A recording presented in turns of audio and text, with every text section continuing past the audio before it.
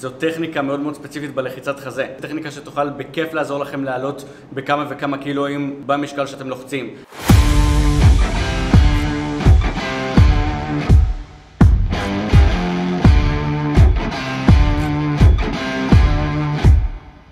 אהלן חברים, כאן איתמר מחדר כושר אקט, ובאתי לדבר איתכם היום על נושא מאוד מאוד חשוב בקשר ללחיצת חזה.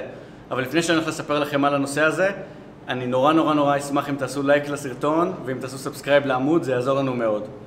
עכשיו, הנושא שרציתי לדבר איתכם עליו, זו טכניקה מאוד מאוד ספציפית בלחיצת חזה.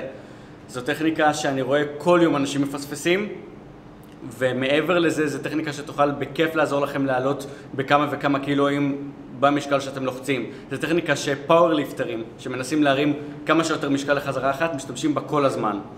והטכניקה שאני מדבר עליה זה לג דרייב. בעצם להשתמש ברגליים שלכם בזמן התרגיל. עכשיו, למה בכלל זה כל כך חשוב להשתמש ברגליים בזמן תרגיל שעובד על החזה? מסיבה מאוד מאוד פשוטה, בשביל יציבות. הרבה מאוד פעמים אני רואה אנשים עושים לחיצת חזה בחדר כושר, והרגליים שלהם מתעופפות באוויר, והמשקל מזיז אותם יותר ממה שהם מזיזים את המשקל עצמו. נורא חשוב לתקוע את הרגליים ברצפה ולדחוף בשביל לשמור על יציבות על הספסל ולדחוף את המוט בצורה יציבה ונשלטת, בשביל שתוכלו לתת 100% מעצמכם. אז איך אנחנו בעצם עושים לג דרייב? אז ככה, חשוב קודם כל להתיישב על הספסל, לשים את הרגליים בצדדים, להישכב ולהתחיל לדחוף אחורה, כאילו אתם מנסים להחליק מהספסל. מה שזה יעשה בעצם, זה שזה ידחוף את האגן שלכם טיפה אחורה, יגרום לקשת להיווצר בגב שלכם, וכשאתם תחזיקו את המשקל מעל הגוף שלכם, אתם בעצם תדחפו לתוך הספסל ותהיו הרבה יותר יציבים כשאתם עושים את התנועה.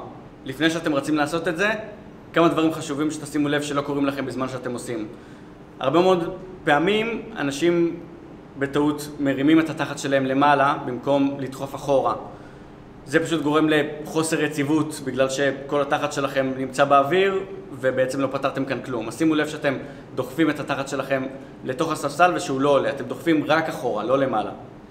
דבר השני שחשוב לשים לב אליו, זה שאתם עושים את זה רק ממשקלים יחסית גבוהים.